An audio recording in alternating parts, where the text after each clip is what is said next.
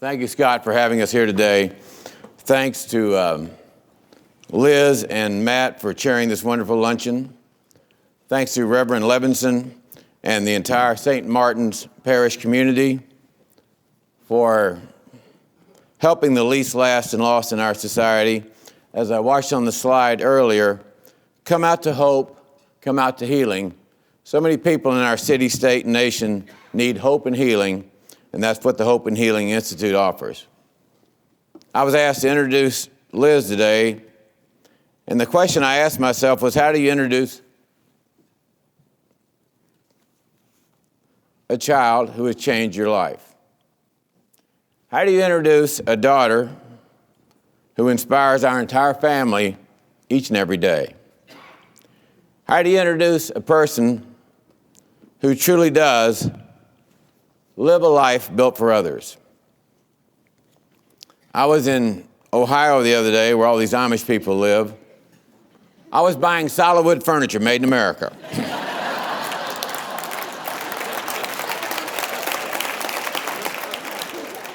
I can't help myself, I'm sorry. And I saw this sign in the restaurant. The sign said, "What if all you had left tomorrow, what if all you had left tomorrow was what you thank God for today?" Well, all of us McIngvales thank God for Liz every day. Liz McIngvale.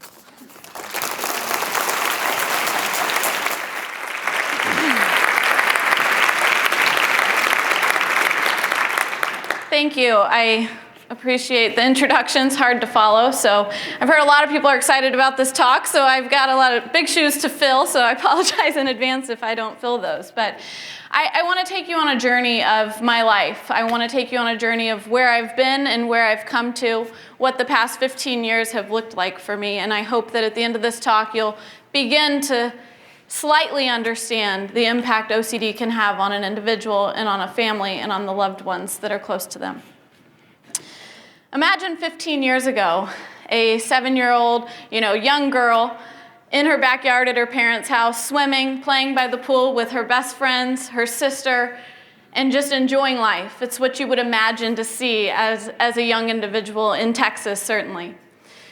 4 years later, that completely changed. I never would have imagined it. I never would have understood what my life would become.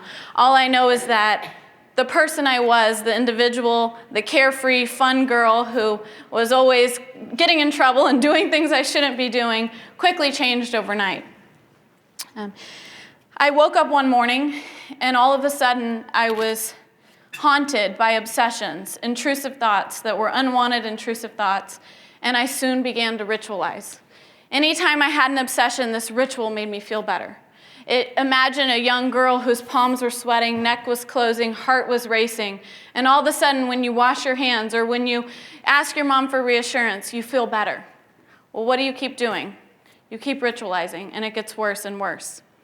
I want to fast forward to about 2 years later when I was having a lot of trouble and really consumed by the number 666, and obviously the fear that it was a bad number, and my OCD took on in a form where any correlation of the number really triggered me and caused a lot of intrusive thoughts, a lot of rituals followed.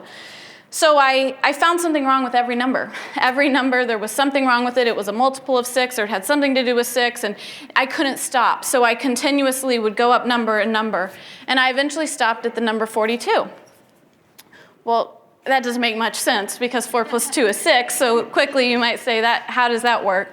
But it was my mom's age at the time, not to age her, since I've mentioned how long ago that was. But her age was 42, and I felt that since her age was a multiple of 6, I needed to do things in those increments because that would keep her safe. And she was living in a year where it was a bad number. So imagine, I want you to close your eyes for a second and imagine a teenage girl waking up in the morning and getting out of bed and lifting her left foot 42 times. Her right foot 42 times, her left foot to take one step forward, back and forth 42 times, then her right foot. Imagine it takes an hour and a half to get to her restroom in her room.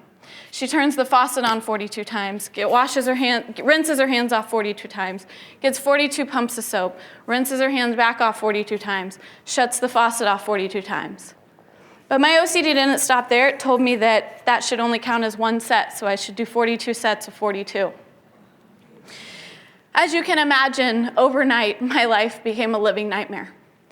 I wish I could explain to people and tell you in a quick second the way OCD makes an individual feel or the way it makes their family feel, but I can't. I think when you live it, that's when you understand it, and I'm hopeful that a lot of you will never have to experience that in this room. My life, as you can imagine, quickly became consumed by these obsessions and compulsions. Every waking minute of my life was a living nightmare. I had no desire to live, no desire to continue the way I was. And my family and friends are who I think saw that impact more than anyone else. They can attest to the stories of what it was like for me to walk from my bed to my bathroom or my bathroom to the back door. And I wish I could tell you those were mundane, easy tasks that they should be for a teenager, but those little things, taking a 5-minute shower turned into 6 hours where I'm crying in the corner, freezing cold because the hot water has run out and my mom's having to pull me out. I want you to get a little glimpse into my story, and I wish I could give you it all myself, but I don't think I can. I think that you need to hear from someone else who saw it from the outside perspective. So I want to ask my dad to come back up and explain what it was like for our family to see that happen quickly and to watch their daughter fall apart in front of their eyes, to watch their daughter have no will to live, and to wonder what to do next.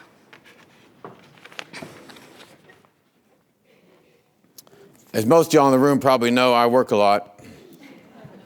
I work at 6006 I-45 North between Tidwell and Parker. So I worked till about 11 o'clock every night. I got home one night about 11 o'clock, and my wife Linda said to me, "There's something terribly wrong with Elizabeth." And me being the eternal optimist says, "Well, what is it? We'll get it fixed." She said she's got this weird disease where she washes her hands 600 or 800 times a day, and she was a competitive gymnast at Bella Caroli's. She lost 30 pounds, but she didn't have 30 pounds to lose, and she refused to go back to the high school she goes to, the public high school, Westville High School. She thinks it's contaminated, and her mother said, "I just don't know what to do."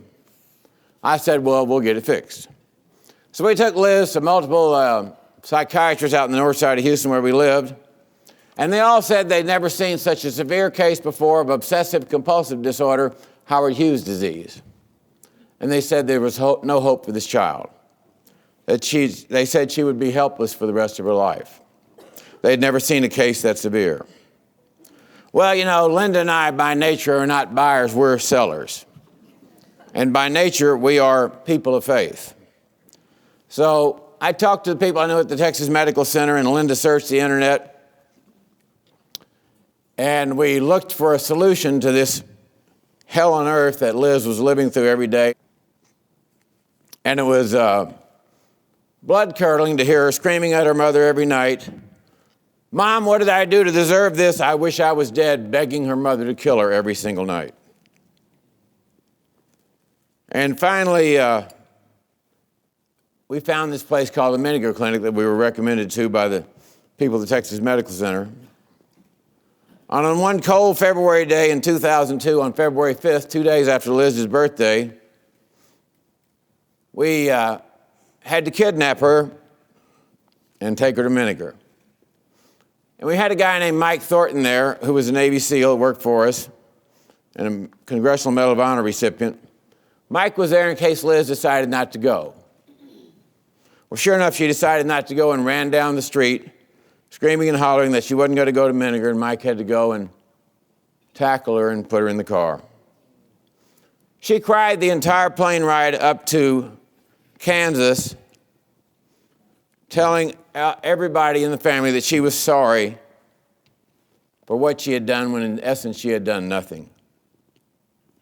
I remember taking her to McIngvale, and we got to Kansas. It was a cold, snowy February Tuesday in Kansas. We went into McIngvale, and after processing her, about an hour later, we were leaving. And forever etched in my mind will be the picture of her little face pushed up against a plate glass door like the one at the end of the hall here, screaming at her mother, "Mom, please don't leave me here," because she felt like we considered it to be an inconvenience or an interruption to our life, and we were going to leave her there at Menninger for the rest of her life to get her out of the way. Nothing could have been further from the truth, but that's what she felt. And we left her there that day, that snowy, cold day in Kansas, at Menninger. Upon arriving at Menninger, as my dad said, it was an experience I'll never forget, one that's etched in my mind forever. I quickly turned to my sister because I thought I can swindle my way with her to get back home. And so we formed an alliance that's never been broken. I convinced her that I would try on all the clothes, I would wear different colors, I would even blow dry my hair and do things I hadn't done in years. I can remember having everybody on my side except my mom. My mom said, "We have to leave her here. This is what we have to do." As my dad said, I felt that this was their way of getting rid of me. I felt they wanted to decrease the burden I was putting on their life and drop me off at the Menninger Clinic. Why did I think this? I didn't think this because I had parents that had shown that. I thought this because I didn't believe there was any way I could get better. And I was told I could come home when I got better. So they left me that day, and I'll never forget throwing up, being sick to my stomach, and begging Menninger to let me go home. And I worked out a deal with my therapist. He said, if in 2 weeks you can meet these treatment goals and you can do the assignments we talk about, I'm going to let you go home. So I jumped on board and said, okay, let's do it. As you can imagine, little did I know that he knew getting through all my treatment goal in 2 weeks after years of battling OCD wasn't probably going to happen. But what happened is I became motivated and I trusted him enough to try what he was telling me to do. He taught me to try exposure with response prevention, try facing my fears. So for an example, try writing the number 6 on my hand and leaving it there and being okay with it and understanding, habituating so that I could learn to retrain my brain and understand that there's no true correlation. Nothing bad was going to happen to me because of these things. The day I arrived at Menninger is a day I'll never forget. There was many people there who turned to me and said, crying with tears down their face as well, "I was as scared as you are. I've been where you are today." And I'll never forget meeting someone else with having OCD changed my life forever because I, for the first time, understood I wasn't alone. We had gone to therapist in Houston, like my dad mentioned, and everybody said, "You have obsessive compulsive disorder." And I'll never forget one of the therapists said, "Don't you feel better now that you know what you have?" And I said, "Well, not if there's not any help." I didn't understand that correlation, but I finally met people who knew what I had, but more importantly, I met people who could teach me the skills I needed to be able to manage my life forever. 3 months later was the day I was going to leave Menninger and come back home to Houston. I was scared, I was nervous. Could I implement these tools I learned at home? Could I keep up with the gains I had made there? Something I wasn't sure of and I didn't know. But one thing I can tell you is that I cried just as hard that day I left Menninger as the day I arrived. I didn't cry because I didn't want to be there and I felt that my parents were leaving me. I cried because my parents made the best decision of their life to put me in a place where I could get the help I needed, be surrounded by treatment providers who knew how to help me. And I cried because I was leaving a place that had not only changed my life forever, but that had saved my life. I wish I could tell you that when I left Menninger, I went home and I no longer had OCD, and that's why I'm standing in front of you today to tell you that I'm doing great, but that's not what happened. I came home from Menninger and I could finally do things I hadn't been able to do in years. I could take 5-minute showers, I could hang out with my friends, I could wear certain colors, I could get ready like I used to. But about 1.5 years later, that changed for me. I relapsed again. What happened is that I didn't understand that they taught me those tools and I needed to apply them on my own. I was a 15-year-old girl who thought, okay, they fixed me, now I'm good. And so as you can imagine, I struggled a lot that 1.5 years later. My mom and we were discussing last night what it was like for me when I relapsed again, and she recalled a story that I wanted to share. I had a loft in my bedroom growing up, and so my bed was upstairs and the stairs were downstairs. And she said at this time she was staying upstairs with me, and I was struggling so much with having to go up and down the stairs and trying to get from my bed to the bathroom to ritualize and wash my hands in order to get rid of the obsessions. And she said it was about 5 in the morning, and we had spent all night going up and down the stairs, and trying to get back and forth. And I finally got a bowl of water and put soap in it and thought, let's just bring this to the bed so that maybe I can wash my hands right there and wash my face and wash the parts of my body I felt were contaminated. At the time, I thought my left arm and left leg were contaminated, and so I turned to my mom and said, I think we should just amputate my arm and leg because it would just be easier than having to deal with this. And it's funny because I can see now, thank God they didn't do that, but that really made sense to me at the time. You can't understand the magnitude of the illness, and if that would have fixed it, to me that would have made perfect sense. But my mom said it was about 6:37 at this time, and I was finally trying to get some sleep, and she said she'll never forget me turning to her and saying, I guess I'm just not doing so good, am I, Mom?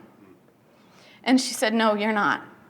And then a few weeks later, I think, is when I went back into the Menninger clinic again. And this time it was different. This time I went to Menninger as someone who didn't have the motivation I had the first time. I felt like treatment didn't work that great the first time if I'm back here again. But I also learned the most important thing I've ever learned in my life, which is that I might trust my therapist and I might love them and do any exposure they tell me to do, but at the end of the day, they don't wake up with me, they don't live with me, and they're not there when I'm often triggered. So I learned that I had to be my own therapist. I had to take the tools they gave me and carry them with me every day. And that's what I'm trying to do now. Got back into high school and worked my way to finish as quickly as I can and get out. High school was always a trigger for me, as it is for many adolescents, OCD or not, and it was a very tough time. But I can remember the day I graduated high school and the day I walked across that high school stage. It was a surreal feeling for our family and my friends because it was something that we didn't think would ever happen. And walking across that stage taught me that although I would always live with this illness, I would always struggle with this disease, if I had some dreams, I could fight really hard to make those dreams work. And I think from that day on out, that's what I've been doing, and it's what I'll continue to do. But I'll never forget, high school graduation is something that I think a lot of us in this room take for granted, and we throw a little party and we go, but it's really not, it's not a huge accomplishment the way it can be measured for some people. But for me, it was an accomplishment that showed and signified that with hard work, determination, perseverance, and faith, you really can achieve your dreams, even if you're living every day in a nightmare.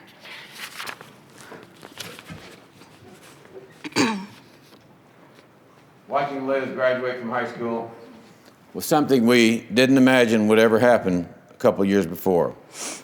Liz then started college and wanted to find a way to help others. She became the first national spokesperson for the Obsessive Compulsive Disorder Foundation, going on television across the country, saying, what does OCD look like? It looks like me. My name is Elizabeth. The McIngvale family believes that work is the road to salvation. We also have learned that work is life's greatest therapy.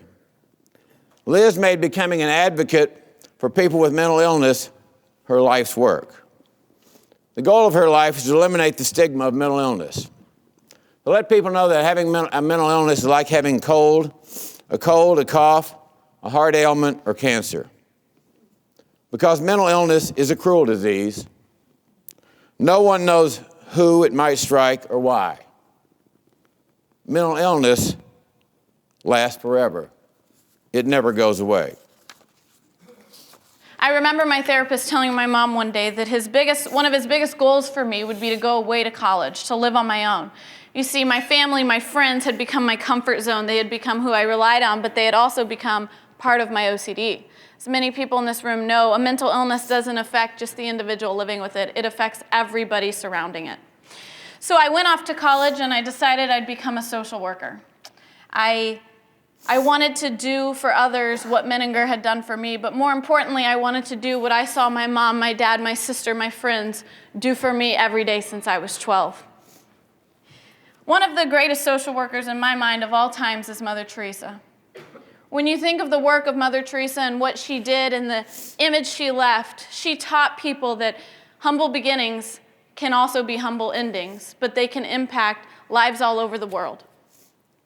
I had a teacher at Loyola University where I went to college who actually lived with Mother Teresa for a year and slept on a cot about 10 feet away from her. And I want to share this quick story because what Mother Teresa did is what people said she shouldn't do. Mother Teresa, they worked with the dying and they worked with the sick, and one of her rules was you couldn't wear gloves. Most of us in this room, in the medical profession or knowing what we know now about disease control would say, oh my gosh. But Mother Teresa believed gloves served as a barrier. They took away that human touch that the dying needed. And so because of that, I have to say, I want to do what people think I shouldn't. I want to share my story. I want to teach people that it is okay to stand in front of a crowd and say, I have a mental illness. I live with this illness every day and I'm tormented by it. Why? Why do I want to do that? Because until there's a face on illnesses, people don't care about them and people don't understand them. So I want to take a quick minute to involve everybody and ask you to do something that's typically not done. But I want everyone in this room who's been affected in some manner by a mental illness to stand up.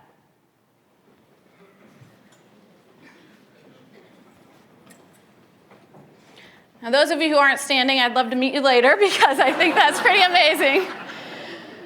The point is, and you can take a seat, but I want you to understand the magnitude of mental health.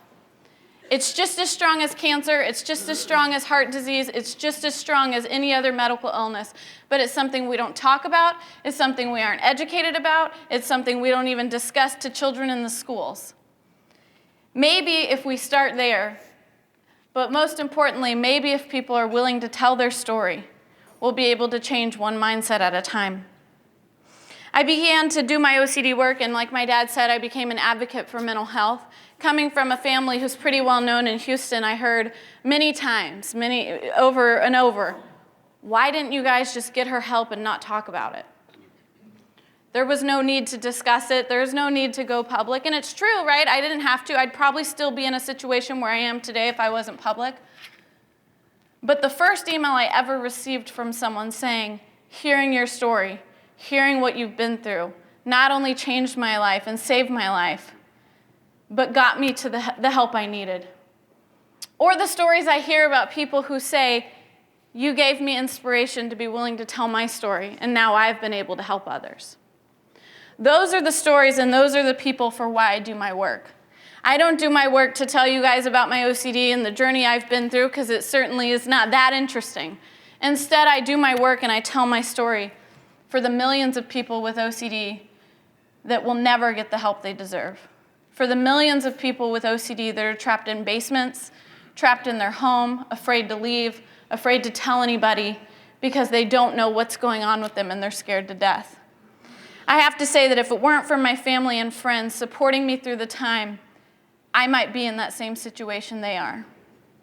So I encourage all of you who stood today and those who didn't to stand by and support the person you know with a mental illness and to work every day to get them the help they need because it truly will save their life. My story of OCD is not a story of a cure. I wish I could tell you that, yes, I've been through what I've been through, but now I stand today as an advocate without OCD, but it's not true. I wake up every morning with the disease. I wake up every day tormented by the illness, worried about the harm I might cause to others or something that I'm going to do wrong or how I've hurt someone's feelings. I still struggle every day. But I know there's help available, and I know that my dreams of doing the work I want to do can outweigh those OCD struggles. I can use those as my motivation to go to therapy twice a week like I still do, to continue to do the work that I do every day. So I'm going to leave my message and let my dad come up to wrap it up, but I really want to say and let everyone in this room know that it's our job, it's my job, to give a voice to the voiceless, and to continue doing the work I do, which I vow to do until the day I die, unless there becomes no more stigma associated with mental health. But all of you in this room coming to this talk, being a part of it, have helped stamp out that stigma, and for that I'm forever grateful.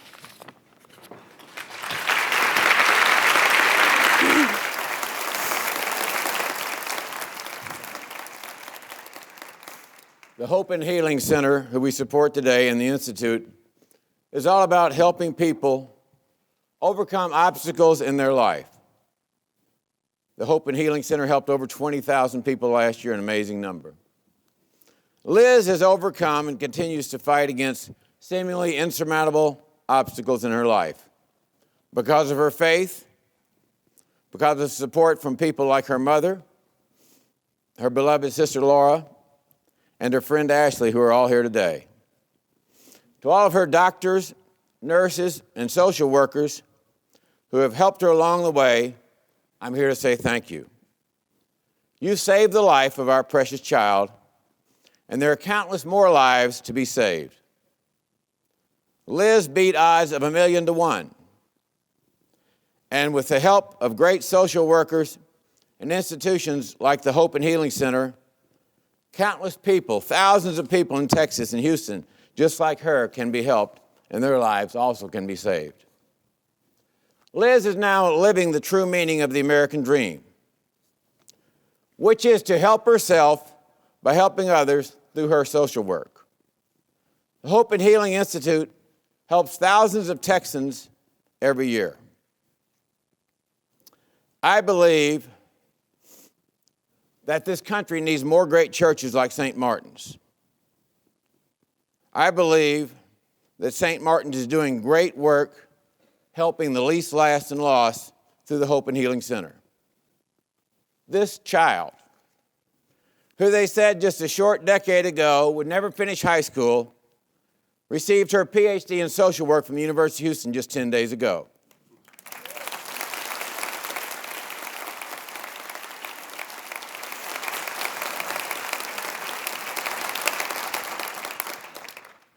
Liz's story of overcoming mental illness and dealing with it every day shows that through prayer, grace, perseverance, and lots of loving, caring people, her story shows that hope and healing is possible.